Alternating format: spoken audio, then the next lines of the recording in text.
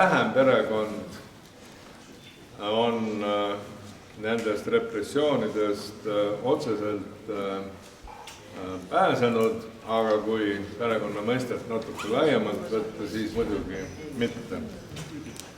Ja ma mõtlesin üldse läinud sajandi eestlaste oluliste sündmuste peale ja ütleme siis omaenda perekonna näitel.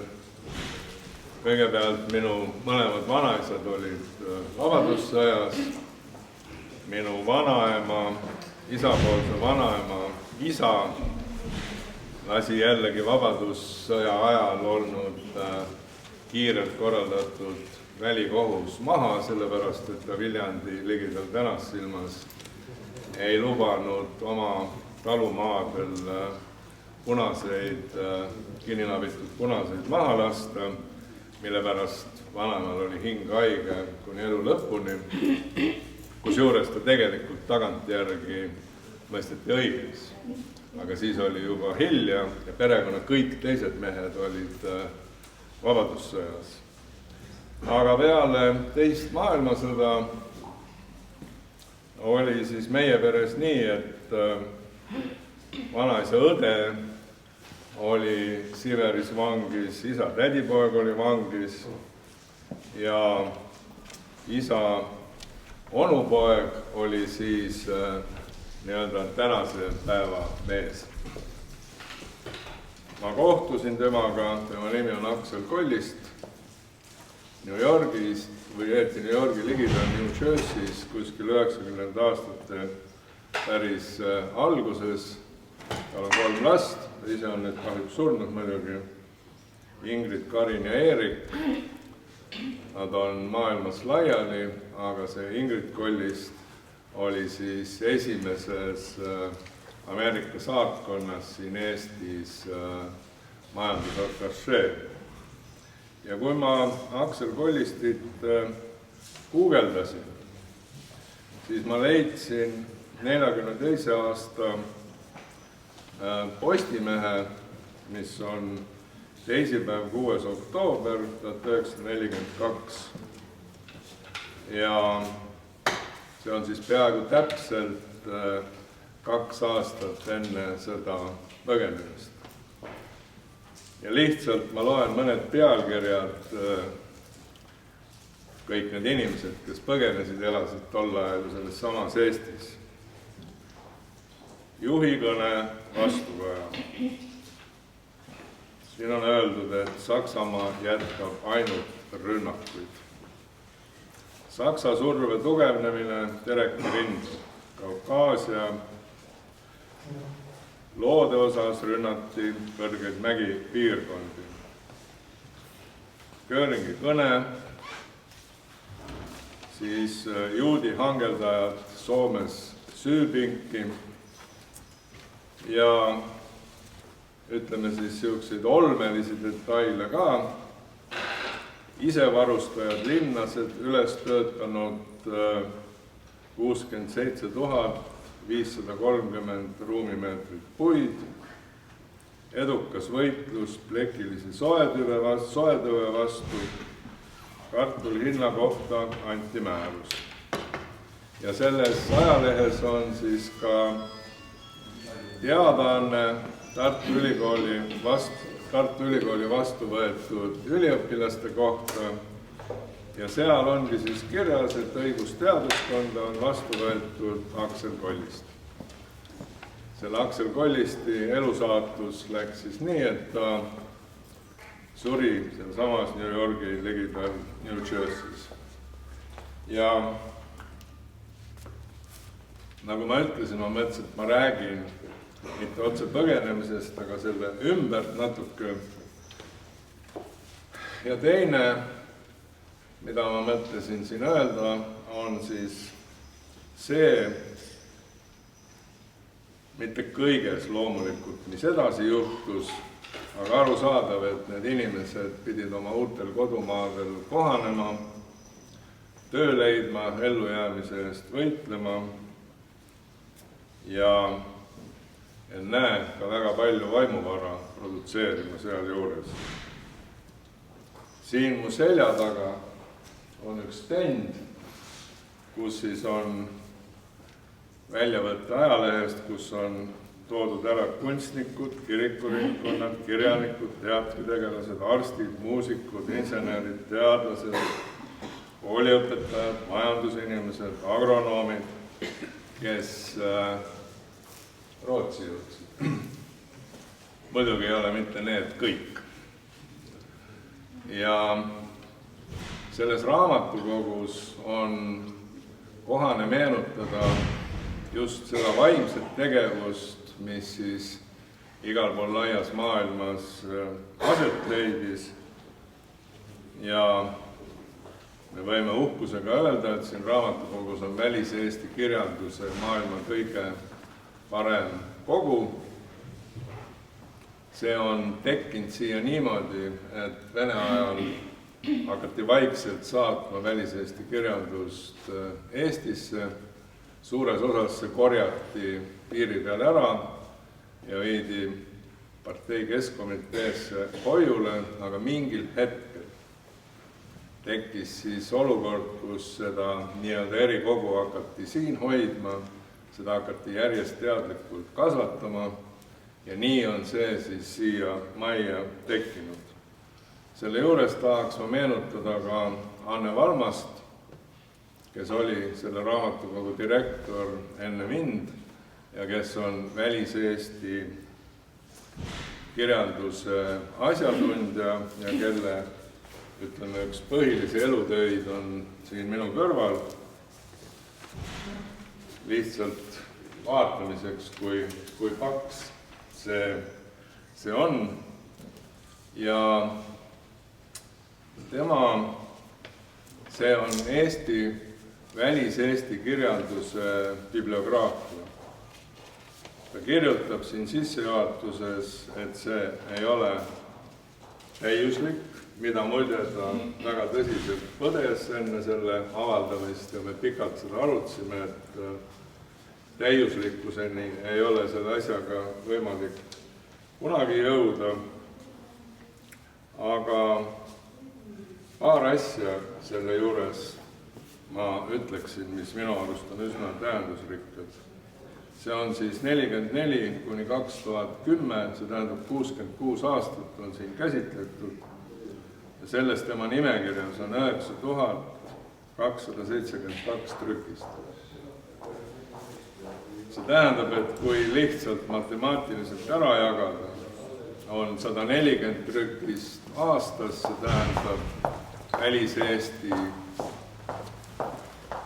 kogukond andis nii-öelda kirjalikku trükiteksti 3 tükki nädalas. See on ikka väga tähelepanuväärne. Ja mis mulle nagu eriti hinge läheb, on see, kui kähku kõik see asi pihta hakkas. Ja tsiteerida on Paguluse esimese 5 aasta jooksul oli kõige intensiivsem kirjastustegevus Saksamaal põgenikelaagrites, kus selle perioodi jooksul anti 400 trükist ja Balti ülikoolist ja kõigest sellest on siin ka näha ja vaadata. Sellega ma oma sissejuhatuse lõpetaks. Aitäh teile! Lähme edasi.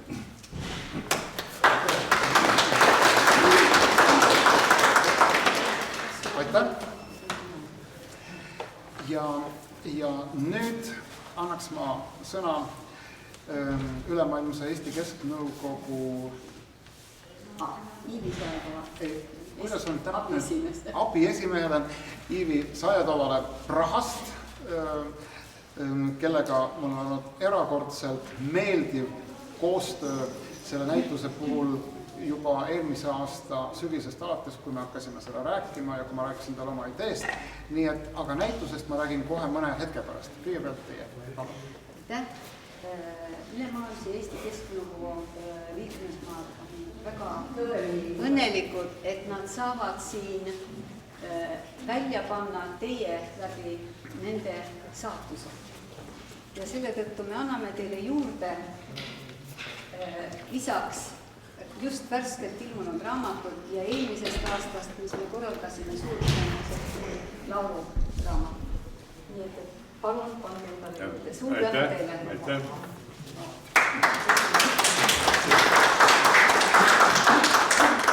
Aga nüüd näituse kuraatorina ma avan natukene ka selle näituse tegemise tausta. Mu käest on mitmed teie hulgast juba täna küsinud, et kuidas see näitus tekkis, kuidas idee tuli ja ma seletan seda paari sõnaga veel ära, kuid enne ütlen ma seda, et mul on väga hea meel kohata täna siin näituse avamisel mitmeid vanu tuttavaid ja koostööpartnereid ja näiteks Saksamaalt proua Maiu Kiisis-Vainomäe, kellega meil oli oivaline koostöö 5 aasta jooksul, kui ma olin Saksamaal ise tööl, või siis juba siin Ameerika ja Kanada eestlasi ning ühtlasi oli mul täielik üllatus alles mõne minuti eest kohtuda siin ka ühe prouaga sellelt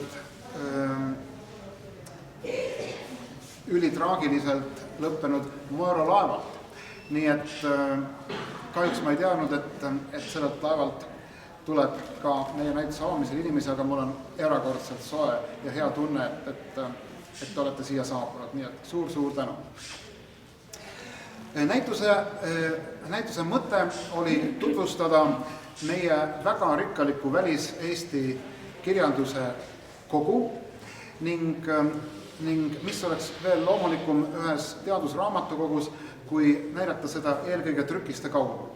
Ja seetõttu on siin ainult üks väike valik, sest ruumid ja vitriinid seavad omad tingimused ja minu soov oli näidata siin siis kõigepealt juba 1944. aastal ilmunud kirjandust ajakirjanduse näol, sest Soomes hakkas ilmuma ajaleht Malevlane ning sama aasta sügisel Rootsis juba Teataja ning Välis-Eesti.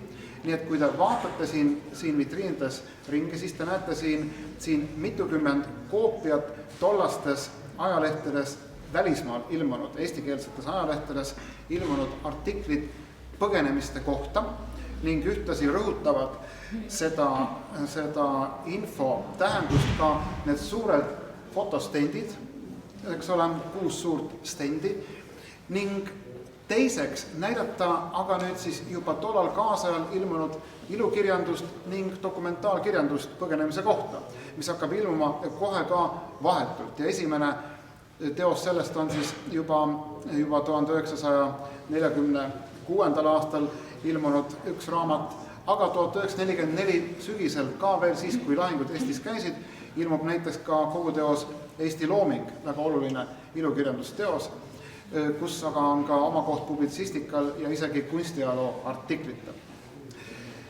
Nüüd ühelt poolt on siis tegemist Välis-Eestis ilmunud kirjandusega, mis algab juba 40 aastat teisel poolel.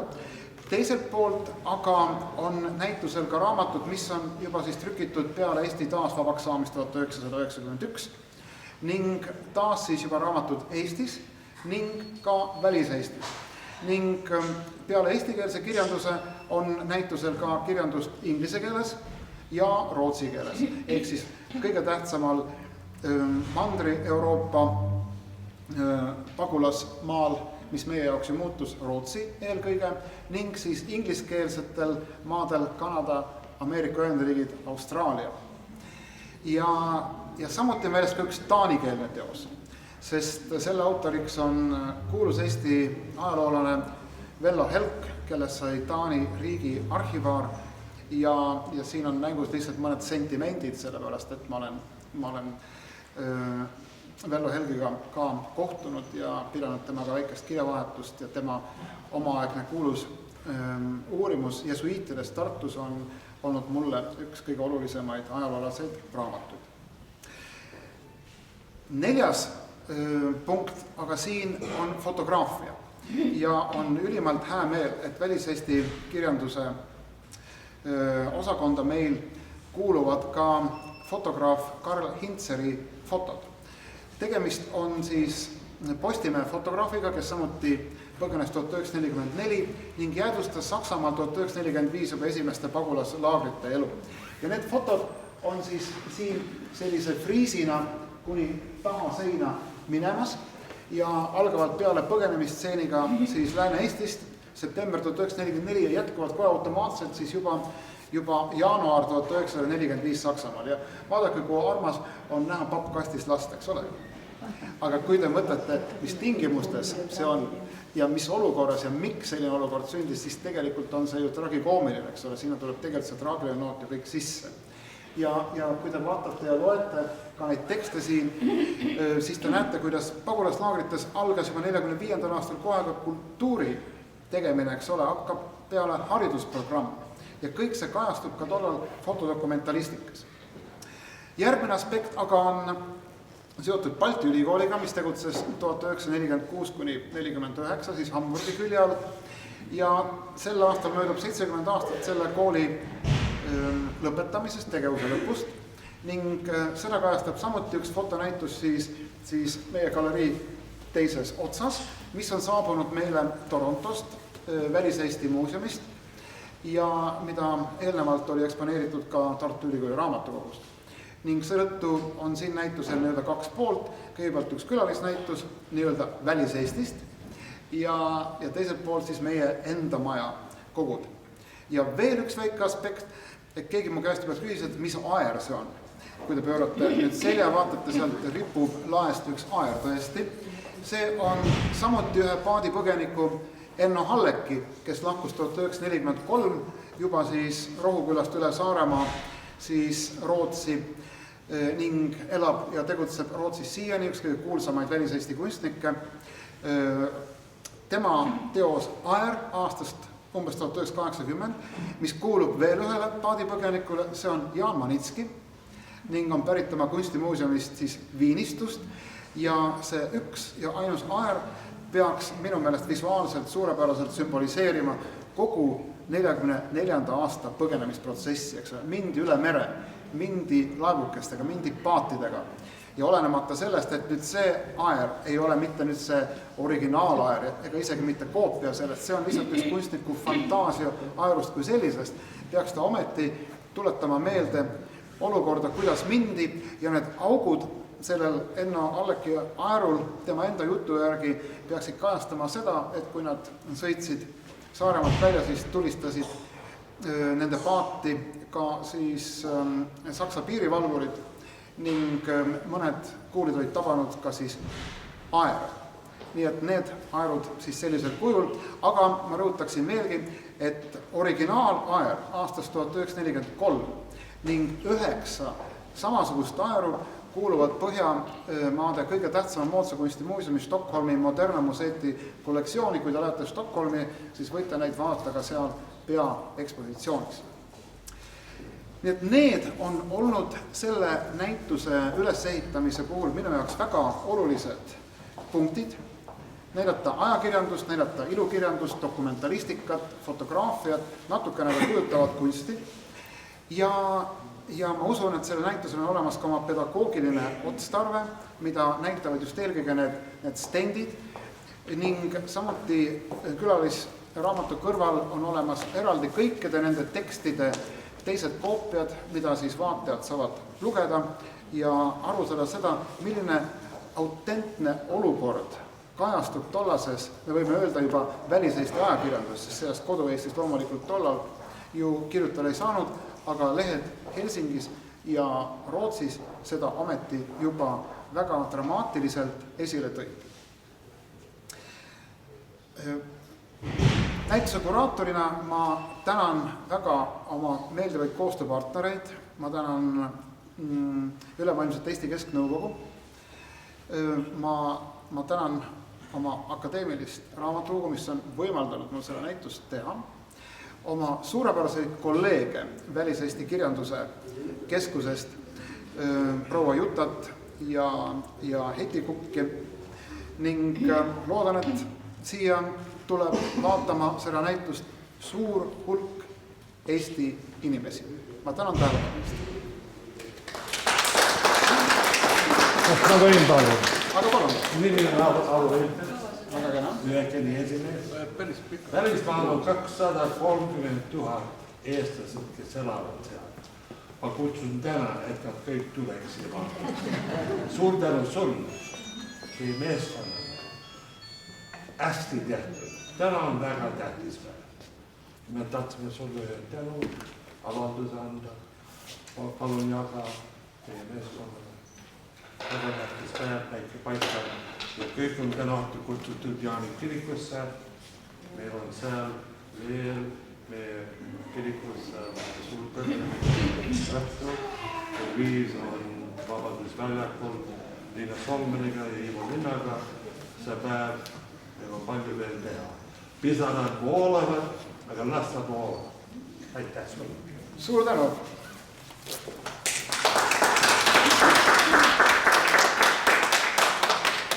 Ma olen väga liigutatud, aga meie avamine, ma tänan, meie avamine läheb veel edasi.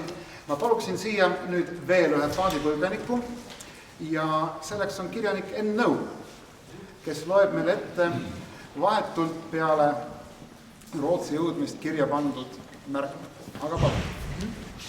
Kõigepealt siiski, minu nimi on Enn Nõu, ma olen sündinud umbes 125 aastat pärast Waterloo lahingut, kui Napoleon kaotas Euroopa. Olen 15 aastat noorem kui Eesti Vabariik ja 75 aastat tagasi põgenesin Rootsi. Aga natukene tagapõhja, seda ma lubasin pool aastat tagasi, kui Harri Liivrand minu käest küsis. Kõigepealt muidugi lugupeetud direktor, Harri Liivrand ja kõik kokkutulijad. Tahtsin ütelda nii, et lühidalt koordinaadid. Esimene Vene okupatsioon oli jätnud oma jäljed, kõik teadsid, mis oli tulemas. 44 Saksamaa taganes ja sõda toimus Eesti pinnal, kui põgenemine algas. Ma arvan, et kõik oleks Eestist ära läinud, kui oleks vaba põgenemine ja Eesti oleks tühjaks jäänud. Selle üle võib mõtiskleda. Umbes arvud on ju varieeruvad, aga kõige tuntum arv on umbes 80 000 põgenikku. Nendest umbes 40-45 000 läks Saksamaale suurte transportlaevadega, peamiselt Danzigi ja siis Kotenhaafeni, mis olid siis praeguses Poolas. Ja nendest siis 2 laeva läksid Põhja, Moiro ja Nordstern ja Moiro peal kindlasti üle 1000 eestlase läksid merepõhja. Ma arvan, et kokku arvestades me ei tea, kui palju uppus, aga mina kirjutaks välja 3-4 000 kindlasti. Nendest, aga huvitav on ju see, et need, kes Saksamaal läksid, need ju sõja ajal evakueeriti, nad läksid ühest sõjast teise sõtta. Sõda lõppes alles 45. Tegelikult taheti minna Rootsi, aga Rootsi minek oli keelatud. Mina puudutan siis natukene Rootsi minejaid, arv on öeldud 32 000, ütleme umbes 30 000. Sellest tegelikult 2/3 oli organiseeritud põgenemine. Me arvame, et kõik läksid spontaanselt. Ei ole nii. Umbes 80 000 läksid spontaanselt, 8000 rannarootlast viidi üle Saksamaa ja Rootsi kokkuleppel, 6000 eestlast tulid Soomest, Soome kaitsepolitsei abiga, enne kui venelased oma võimu hakkasid arendama seal. Koos rannarootlastega läks Juhaniga, mis tegi 9 reisi, umbes 4000 Rootsi, siis peale selle 2000-3000 organiseeriti mootorpaatidega Eesti abikeskus ja teised Stockholmis ja isegi ameeriklased OSS või CIA organiseeris mootorpaatidega üleviimise. Nad tegelikult tahtsid päästa juudi naisi, aga need keeldusid tulemast, kuna kõik ei saanud korraga minna. No see on lühidalt see tagapõhi, siis ma rohkem selle kohta ei ütlekski, nii et teil on nagu ettekujutus, mis see põgenemine tähendas. Ja siis kirjandusest veel nii palju, et minu meelest kõige parem romaan, mis on kirjutatud sellest põgenemist, on August Kailiti Ülerahutu vee. Soovitan seda uuesti lugeda, see ilmus 51, see on võimas ja vapustav ja paneb väga mõtlema. Mina olen kirjutanud põgenemist 5 romaanis. Mõttusekuke viimne kogupauk, siis see triloogia Vabariigi pojad ja tütred ja lõpuks poiste raamat. Ja seal olen kasutanud ära oma põgenemist, aga ka teiste oma. Aga see ei ole tegelikult see põhitekst. Põhiteksti ma ei ole kunagi ette lugenud. Selle ma kirjutasin, kui ma olin 11 aastat vana, jõulud 1944 põgenikelaagris Mölles Taani vastas, kui Saksa sõjalaevad veel sõitsid sealt ja sõda käis. see on lühike tekst, nii et ma oletan, et te kannatate välja. Ma loeks selle ette, see on nii-öelda esiettekanne. Mälestused Rootsis, see oli nüüd küll vale, lahkumine kodumaalt. On ilus ilm, meri on peegelsile, Juhan seisab Haapsalu Uues sadamas. Laeva väljasõiduni on ainult 10 minutit aega, kui ema tuleb ja ütleb, võtke pakid ja tulge minu järel. Läheme läbi maha jäänud rahva hulga laua juurde, kus üks naisametnik kontrollib lube, süda väriseb ootusest, kas nüüd ma pean lehekülgi vaatama, kas saame, palun vabandust, see on nii palju leht. Kas saame laeva või ei? Aga just siis, kui ema pilgutab tädile, kes on meid saatma tulnud silmi, saan aru, et läheme ja mul on nii hea meel, et kas või oleks hüpanud taevasse. Siis tuleme tolli juurde, tolli juures küsitakse, kas nimekirjas olete ja kas raha on. Ema vastab, oleme Tallinna nimekirjas ja raha ei ole.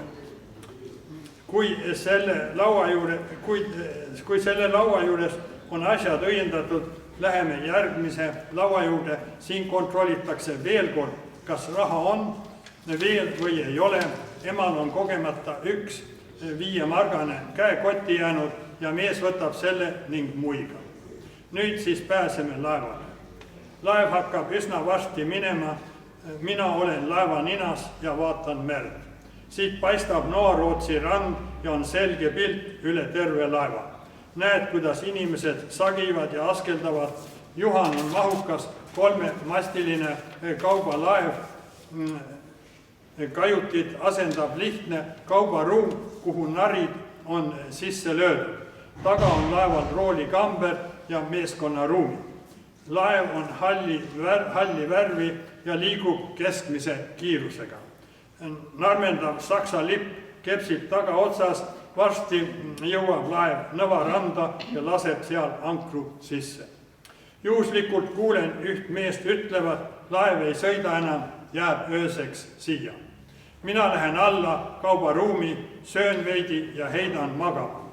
Kui üles ärkan järgmisel hommikul, siis parajasti hakkab laev minema, söön jälle ja oma tuttava koha peale vaatama. Juba saabume Pakri saarte juurde ja keskhommikuks oleme Paldiski lahes. Algul sõidab laev Pakri sadamasse, aga siis öeldakse järsku, et sõidetakse Paldiski sadamasse. Ja laev tagasi minnes sõitis raginal kai nurga maha. Paldiski jõudes viibivad seal mitu laeva, 1 miinilaev ja 3 kaubalaeva. Ühe nimi on Marianne.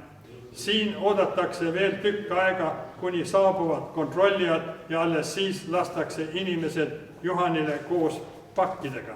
Mitte ühtegi pakki ei jäeta maha. Kõik pannakse peale. Siis sõidab Juhan Pakri sadamasse, kus suur hulk inimesi ootab laeva. Algus sõidab Juhan tagurpidi Paldiski sadamast välja ja alles siis, kui tükk maad on sõidetud, keerab ta ringi. Pakri sadamas on peale inimeste veel näha suurt pakkide virma. Kui sinna jõuame, teatakse, et kõiki pakke kaasa võtta ei saa, võib võtta ainult enesega kaasa käsipakke. Nüüd lastakse inimesed korraks veel pakkide juurde, aga aetakse ka kohe ära. Varsti lastakse juba esimesed inimesed laeva, enne seda tehti veel pool laevalage tühjaks uustulnukate jaoks. Kui ma kajutisse lippan, on meil sealt tuttavaid tulnud, ajan natuke juttu ja lähen tagasi laevaninna. Siis ometi algab laev jälle sõitu. Juhan jääb lahte ööseks ankrusse. Varakult, kui ärkan, tunnen, kui laev hirmsasti kõigub, aga mina lähen siiski korraks laevalaele. Siin hakkab mul paha ja lähen alla tagasi. Hakkan oksendama. Pead enam narilt üles tõsta ei saa, kui tõstad, kohe tuleb okse. Laevaga kõigub ja kõigub. Teised õed ja vennad on samuti merehaiged. Inimesed räägivad, et Johan sõidab Hankosse. See on Soome linn. Sinna pidi Johan minema tormivarju. Varsti, nii minu arvates lõunapaiku öeldakse, Hanko paistab juba. Kuid liiguvad ka jutud, et Johan ei sõidagi sinna, vaid läheb otse Stockholmi. Sellepärast, et Hankos pidi mitu päeva minema paberite klaarimisega. Mina aga palun südames Jumalat, et kõik hästi läheks. Hakkab saabuma õhtu, silmad vajuvad kinni ja aega mööda jään magama. Ärkan üles, on juba hommik ja järsku tunnen, et laeva liikumine on palju vähemaks jäänud. Tähendab kõikumine. Nüüd söön veidi ja lähen laeva ninasse. Siin ütleb üks mees. 2 tunni pärast paistab rand. Mul on hea meel ja lähen alla ning räägin seda emale. Varsti aga lähen jälle tagasi vanale kohale. Juba näengi kaugel Rootsi randa. Laev liigub. Tore on vaadata neid vahutavaid laineid, mis laeva külgedelt laiali löövad. Möödume kallist kodust möödume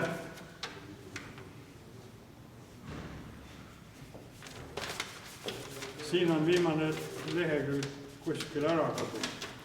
Siin tuleb. Möödume esimestest Kalju saartest.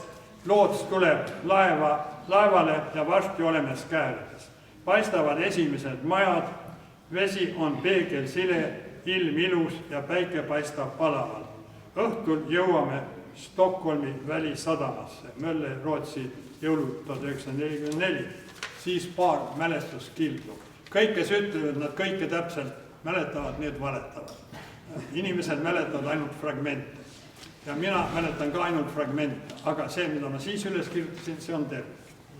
Ma mäletan, et kui ma Johani peale seda landgangi pidi niisugune lauast Haapsalu uues sadamas üles läksin ja siis seisin reilingu ääres ja vesi oli minu ja kai vahel ja laev hakkas siis minema, siis oli mul tunne, et ma iialgi enam kunagi siia tagasi ei tule.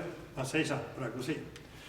Ja siis, kui ma tulin Stockholmi, siis Liidingööle Breiviki silla juurde, siis seal olid lotad, soe kakao ja sai.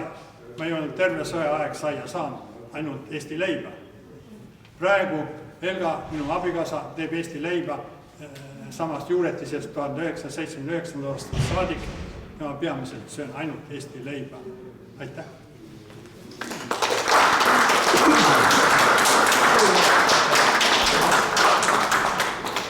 Suur tänu, Enn Nõu, see oli erakordselt põnev kuulda ühe tollase koolipoisi selliseid märkmeid, väga põnev.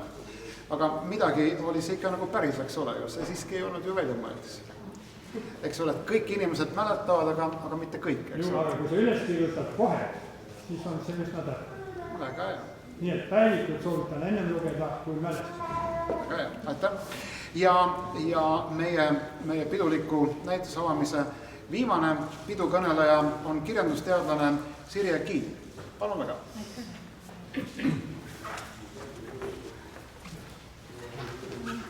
Mõtleme täna seda näitust vaadates, mis on pagulaskirjanduse tähendus Eesti kultuurile. Kui me mõtleme, mis juhtus see ajalooline trauma ja et nii paljud meie kirjanikud ja kunstnikud olid sunnitud lahkuma, siis tähendas see tegelikult täielikku poliitilist jõhkrat tõket Eesti kultuurile kui protsessile. 44. aastaga tegelikult Eesti kultuurielu tabas halvatus. Katastroofiliselt vähenes raamatute väljaandmine, kirjandusteoseid ei saanud enam kirjutada nii vabalt totalitaarses ühiskonnas. Seda me kõik mäletame, kes me sellest ajast oleme läbi tulnud. Puht statistiliselt ilmus pärast sõda 15 aasta jooksul välis-Eestis palju rohkem Eesti ilukirjandust ja teisi raamatuid kui ilmus neid Eestis. Alles 60. aastate teisel poolel hakkab see number muutuma enam-vähem võrdseks ja alates 68. aastast ilmub juba Eestis rohkem väliseesti raamatuid, kui ilmub Eestis Eesti kirjandust, kui ilmus seda väliseestis.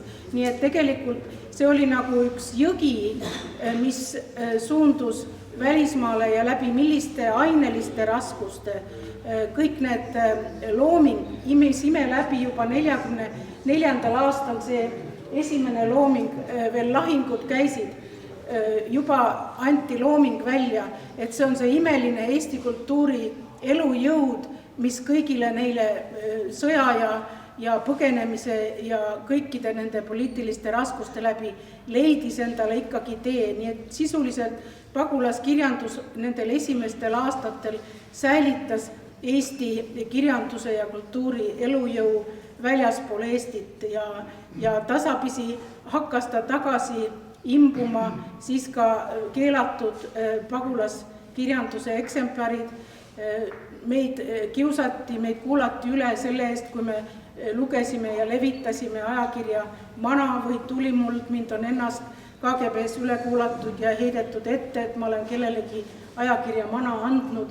Nii et need olid väga rasked ja poliitilised ja politiseeritud protsessid, aga ma tahaksin siiski helge noodi selle näituse avamise lõpetuseks tuua sellega, et see ei ole ainult tähenduselt traumakirjandus meie enda rahva jaoks.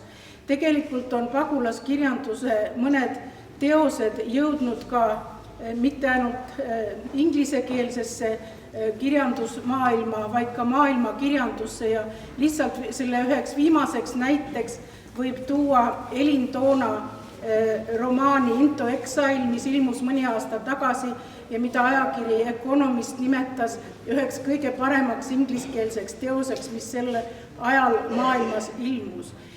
See on nüüd ka eesti keelde tõlgitud Pagulusse nime all, soovitan väga seda raamatut lugeda, mitte ainult sellepärast, et me kõik teame Elin Toona paadipõgenemise lapse lugu läbi Inglismaa, ta on eestikeelsetes raamatutes kirjutanud need lood kõik ära, aga kui te loete seda inglise keeles kirjutatud, mis on tema esimene keel, seal ta on palju avatum ja palju julgem ja see teos, see sama lugu, mida me kõik peast teame läbi tema eestikeelsete romaanide, avaneb seal täiesti uuest, mitte ainult ajaloolise tõe küljest, ka seda, seal on palju julmemaid ja jõhkramaid ja ausamaid fakte, kui on tema eestikeelsetes teostes, aga ka kunstilise taseme poolest on see tema vaieldamatu tippteos, mida siis ka maailma kirjanduses praegu tunnustatakse, mida ka Ameerika ülikoolides kasutatakse õppevahendina. Seda raamatut, see on siin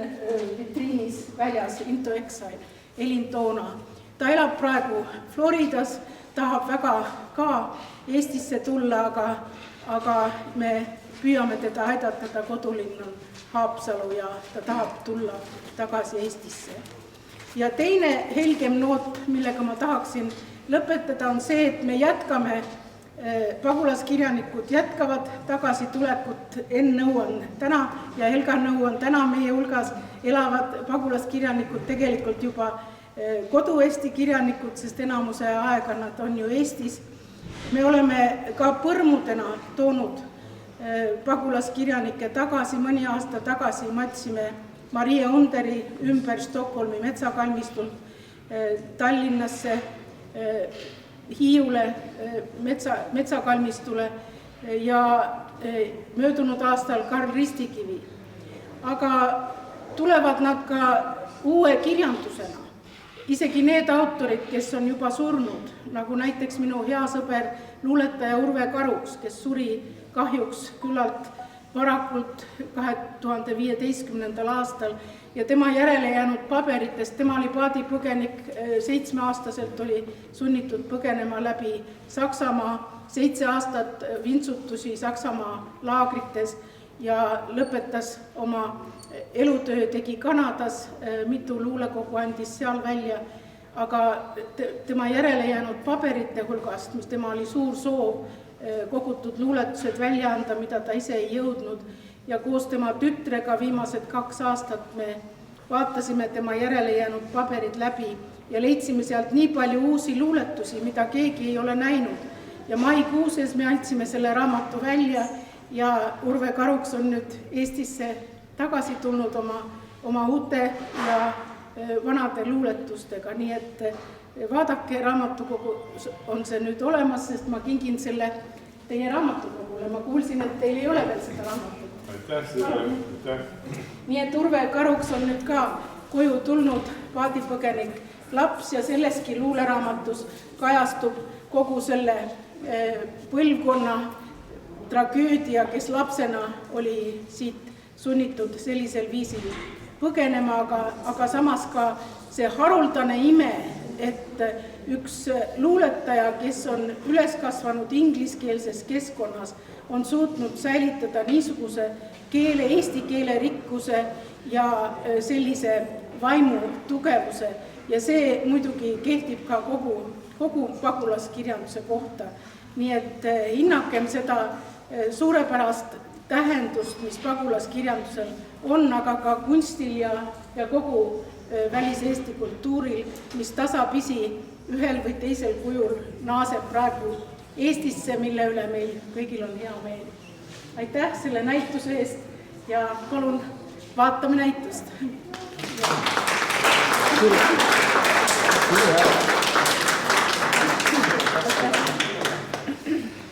Ja mul on hää meel öelda need traditsioonilised sõnad. Näitus on avatud.